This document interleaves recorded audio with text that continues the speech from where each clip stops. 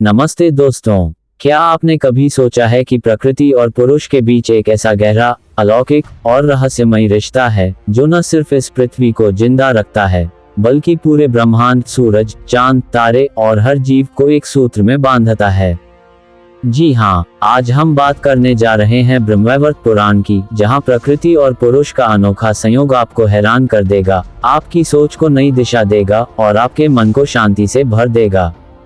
लेकिन क्या आप जानते हैं कि इस पुराण में एक ऐसा छिपा हुआ अलौकिक सच है जो बताता है कि हमारी हर सांस, हर पेड़, हर नदी, हर मौसम और हर जीवन का क्षण भगवान की एक दिव्य लीला और राधा कृष्ण के प्रेम का हिस्सा है।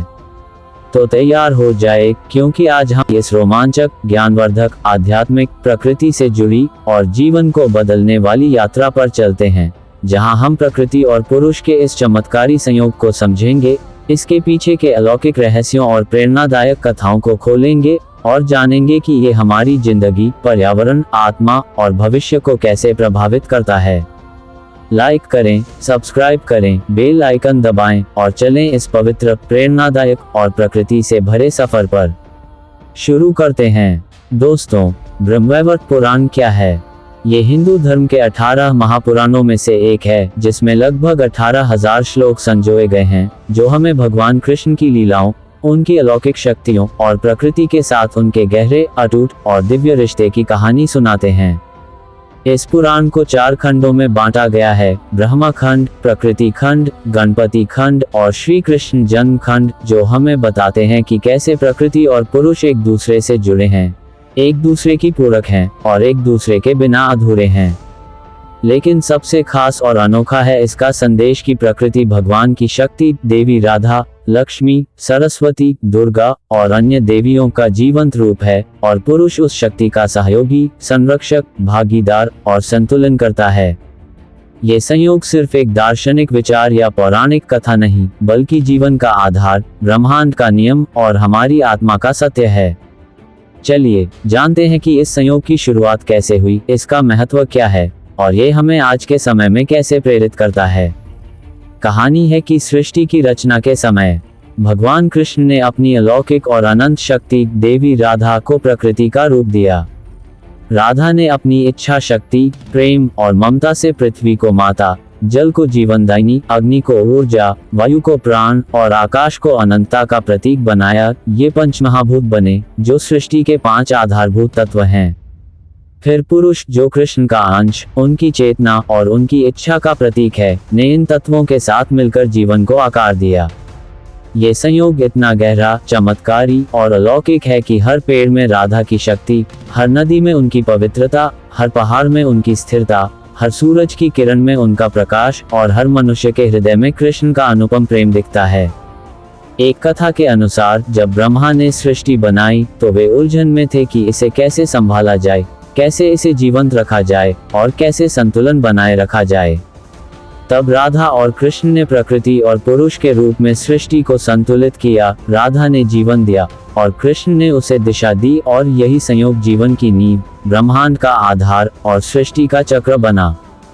दोस्तों, क्या आपको लगता है कि प्रकृति और हमारा रिश्ता सचमुच दैवीय, अलौकिक और अनंत है, या ये सिर्फ एक वैज्ञानिक और पारिस्थितिक संयोग है? अपनी राय, अनुभव, विचार या कोई खास पल कमेंट में शेयर करें। अब चलते हैं प्रकृति खंड की ओर, जहां इस संयोग का विस्तार, गहराई और चमत्कार देखने को मिलता है। इस खंड में देवी राधा को प्रकृति की मूल, सर्वोच्च और जीवंत शक्ति माना गया है, जो सृष्टि को पालती है, संरक्षित करती है, जीवंत रखती है और हर संकट से बचाती है। एक कथा कहती है कि जब पृथ्वी सूखे और भीषण अकाल से त्रस्त थी, फसलें सूख रही थीं, जानवर मर रहे थे और मनुष्य भूख से तड़प रहे थे, तो राधा ने अपनी कृपा से वर्षा कराई। आकाश से जल की मीठी धाराएं बहीं, बादल गरजे और पृथ्वी फिर हरी भरी हो उठी, जैसे एक नई जिंदगी मिल गई हो। उसी समय कृष्ण ने मनुष्यों को खेती सिखाई, बीज बोने का तरीका बताया, मिट्टी की देखभाल सिखाई और प्रकृति के साथ सामंजस्य बिठाने की शिक्षा दी। ये संयोग ही था जो जीवन को बचाया, सभ्यता को आगे बढ़ाया और मानवता को नई उम्मीद दी। फिर आई गंगा की उत्पत्ति की कथा, जहां राधा की शक्ति ने गंगा को पवित्र जल, मोक्षदायिनी और आत्मा की शुद्धिकर्ता बनाया, और पुरुष भागीरथ जैसे संत, जो तपस्या और दृढ़ संकल्प के प्रतीक थे, ने उसे पृथ्वी पर लाने का मार्ग प्रशस्त किया। लेकिन क्या आप जानते हैं कि इस संयोग में कलह और चुनौतियां भी थीं? एक बार इंद्र ने प्रकृति की शक्ति को कम आंका, अपने अहंकार में कहा कि स्वर्ग का जल ही काफी है। इस पर राधा नाराज हो गईं और उन्होंने चेतावनी दी कि बिना प्रकृति के सम्मान के स्वर्ग भी सूख जाएगा, फूल मुरझा जाएंगे और अमृत भी बेकार हो जाएगा। अंत में कृष्ण को बीच बचाव करना पड़ा। उन्होंने इंद्र को समझाया कि प्रकृति और पुरुष का संतुलन ही सृष्टि का आधार है, और इंद्र ने माफी मांगी। ये घटना हमें सिखाती है कि प्रकृति और पुरुष का संतुलन, सम्मान और प्रेम ही सृष्टि को जीवित रखता है। दोस्तों, क्या आपको लगता है कि प्रकृति और पुरुष का संतुलन आज भी जरूरी है, खासकर प्रदूषण, जलवायु परिवर्तन और पर्यावरण संकट के इस दौर में? लाइक करके अपनी राय दें और अपनी सोच, अनुभव या कोई खास विचार कमेंट में लिखें। अब बात करते हैं श्री कृष्ण जन्मखंड की, जहां ये संयोग और गहरा, भावनात्मक, अलौकिक और प्रेरणादायक हो जाता है। इस खंड में बताया गया है कि भगवान कृष्ण का जन्म मथुरा में हुआ, एक कारागार में, कंस के अत्याचार के बीच, लेकिन उनकी असली लीला, उनका सच्चा रूप और उनका जीवन वृंदावन में फला फूला, जहां प्राकृतिक नदियां, वन, गायें, फूल और यमुना उनके साथ थी, जैसे उनकी माँ और सखी हो। राधा और गोपियों ने प्रकृति के साथ मिलकर कृष्ण की भक्ति की, गायों का दूध निकाला, फूलों की माला बनाई, यमुना के किनारे रासलीला नाची और प्रकृति के हर तत्व से प्रेम किया। ये सिर्फ एक नृत्य, उत्सव या कथा नहीं, बल्कि प्रकृति और पुरुष के एकता, प्रेम, संतुलन और दिव्य रिश्ते का प्रतीक है। एक कथा के अनुसार, जब कालिया नाग ने यमुना को जहरीला और प्रदूषित कर दिया, जिससे मछलियां मरने लगीं और पानी काला पड़ गया, तो कृष्ण ने उसे हराया। उन्होंने कालिया पर नृत्य किया, उसे सबक सिखाया और यमुना को फिर से शुद्ध और पवित्र बनाया। ये था पुरुष का प्रकृति के प्रति कर्तव्य और प्रेम। राधा ने इस संयोग को आशीर्वाद दिया कि ये रिश्ता अनंत है, हर युग में दोहराया जाएगा और हर मनुष्य को इसे अपनाना चाहिए। क्या ये आज भी सच है? क्या हम प्रकृति में कृष्ण की मौजूदगी, राधा की शक्ति और इस संयोग की सुंदरता महसूस कर सकते हैं? दोस्तों, क्या आपने कभी प्रकृति, एक पेड़, नदी, पहाड़ या सूरज की किरण में भगवान की मौजूदगी, शांति या प्रेरणा महसूस की है? वीडियो को शेयर करके अपनी राय, अनुभव, विचार या कोई खास पल बताएं। प्रकृति और पुरुष का ये संयोग सिर्फ पौराणिक, आध्यात्मिक या दार्शनिक नहीं, बल्कि व्यवहारिक, जीवन से जुड़ा और आज के समय के लिए प्रासंगिक भी है। ब्रह्मवैवर्त पुराण में बताया गया है कि हमें पेड़ पौधों की पूजा, देखभाल और संरक्षण करना चाहिए, क्योंकि वे राधा की शक्ति, प्रकृति का अंश और ऑक्सीजन के स्रोत हैं। नदियों को स्वच्छ और पवित्र रखना चाहिए, क्योंकि वे जीवनदायिनी, मोक्षदायिनी और पारिस्थितिकी तंत्र का आधार हैं। और पुरुष को प्रकृति के साथ सामंजस्य, प्रेम और जिम्मेदारी बिठानी चाहिए, जैसे कृष्ण ने वृंदावन में किया, गायों की देखभाल की, जंगलों की रक्षा की और यमुना की पवित्रता बनाए रखी।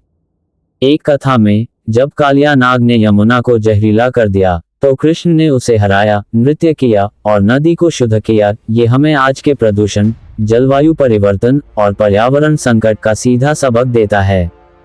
क्या आप जानते हैं कि इस पुराण में वृक्षारोपण, जल संरक्षण और जीव जंतुओं की रक्षा को पुण्यकारी और दैवीय कर्म माना गया है?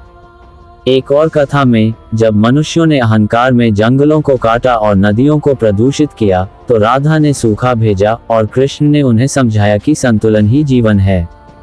ये हमें आज के वनों की कटाई, प्लास्टिक प्रदूषण और ग्लोबल वार्मिंग के खिलाफ जागरूक करता है। दोस्तों, क्या आप अपनी जिंदगी में प्रकृति को सम्मान देते हैं, पेड़ लगाते हैं, पानी बचाते हैं, कचरा कम करते हैं या जंगली जानवरों की मदद करते हैं? अपनी कहानी, अनुभव, प्रयास या कोई खास पल कमेंट में शेयर करें। अब बात करते हैं गणपति खंड की, जहां इस संयोग का एक और अनोखा, प्रेरणादायक और संरक्षक पहलू सामने आता है। गणेश जी को प्रकृति के संरक्षक, बाधाओं को दूर करने वाले और संतुलन के देवता के रूप में दर्शाया गया है, जो इस संयोग को मजबूती और स्थिरता देते हैं। एक बार नारद ने गणेश से पूछा कि प्रकृति और पुरुष का संतुलन कैसे बना रहे, तो गणेश ने कहा कि भक्ति, सेवा, सकारात्मक कर्म और प्रकृति के प्रति प्रेम से। उन्होंने बताया कि हर पेड़ लगाना राधा की पूजा है, हर नदी की सफाई कृष्ण की सेवा है और हर जीव की रक्षा संतुलन का आधार है। यही कारण है कि गणेश चतुर्थी पर पेड़ लगाने, नदियों को साफ करने और पर्यावरण संरक्षण की परंपरा शुरू हुई, जो आज भी जारी है। एक कथा में गणेश ने एक जंगल को असुरों से बचाया जो उसे जला रहे थे, और राधा ने उन्हें आशीर्वाद दिया कि उनकी पूजा प्रकृति की रक्षा और मानवता के कल्याण का मार्ग बनेगी। ये संदेश आज भी प्रासंगिक है। हमारे कर्म प्रकृति को प्रभावित करते हैं और संतुलन बनाए रखना हमारा दैवीय और मानवीय दायित्व है। दोस्तों, क्या आपने कभी प्रकृति के लिए कुछ किया? एक पेड़ लगाया, नदी साफ की, जंगली जानवरों की मदद की या कचरा प्रबंधन में योगदान दिया? अपनी कहानी, अनुभव या कोई खास प्रयास बताएं। लेकिन ये संयोग सिर्फ सकारात्मक और शांतिपूर्ण नहीं, बल्कि चुनौतियों, संघर्षों और सबकों से भरा भी रहा है। एक बार जब राक्षसों ने जंगलों को आग लगा दी, पेड़ों को काट दिया और जानवरों को सताया, तो राधा ने प्रकृति को बचाने के लिए तप किया। उन्होंने सूरज को ढक दिया, हवाओं को रोक दिया और पृथ्वी को शांत कर दिया। फिर कृष्ण ने असुरों से युद्ध किया, उन्हें हराया और प्रकृति को पुनर्जनन किया। ये हमें सिखाता है कि प्रकृति की रक्षा के लिए पुरुष को सक्रिय, साहसी और जिम्मेदार होना पड़ता है। फिर एक कथा में जब मनुष्यों ने अहंकार में प्रकृति का शोषण शुरू किया, जंगलों को काटा, नदियों को प्रदूषित किया और हवा को जहरीला बनाया, तो राधा ने सूखा, बाढ़ और प्राकृतिक आपदाएं भेजी। कृष्ण ने मनुष्यों को समझाया कि संतुलन ही जीवन है और बिना प्रकृति के सम्मान के सभ्यता नहीं टिक सकती। ये घटनाएं आज के समय में और भी महत्वपूर्ण हो जाती हैं, जब हम वनों की कटाई, प्लास्टिक प्रदूषण, ग्लोबल वार्मिंग और जैव विविधता के नुकसान का सामना कर रहे हैं। दोस्तों, क्या आपको लगता है कि हम आज भी इस संयोग को बनाए रख सकते हैं और पर्यावरण को बचा सकते हैं? अपनी राय, सुझाव या कोई योजना दें। तो दोस्तों, ब्रह्मवैवर्त पुराण हमें प्रकृति और पुरुष के संयोग की गहराई, सत्य, प्रेरणा और जिम्मेदारी सिखाता है।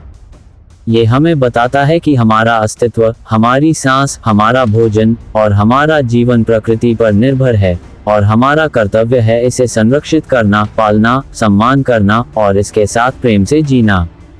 कृष्ण और राधा का रिश्ता हमें प्रेम, एकता, संतुलन, भक्ति और पर्यावरणीय चेतना की सीख देता है। तो चलें, इस संयोग को अपनी जिंदगी में अपनाएं, पेड़ लगाएं, नदियां बचाएं, प्रदूषण कम करें, कचरा प्रबंधन करें और प्रकृति के साथ जुड़ें, जैसे राधा और कृष्ण ने सिखाया। वीडियो पसंद आई हो तो लाइक करें, सब्सक्राइब करें, बेल आइकन दबाएं। अगले वीडियो में हम और रहस्यों, कथाओं और प्रेरणा के साथ मिलेंगे। शायद अगला विषय हो रामायण, स्कंद पुराण, गंगा की उत्पत्ति या पर्यावरण और धर्म का गहरा रिश्ता। अपनी पसंद, सुझाव या कोई खास विचार कमेंट में बताएं। जय प्रकृति, जय राधा कृष्ण, जय पर्यावरण संरक्षण। फिर मिलते हैं नई खोज, नए रहस्य, नई प्रेरणा, नई जागरूकता और नई शुरुआत के साथ। नमस्ते।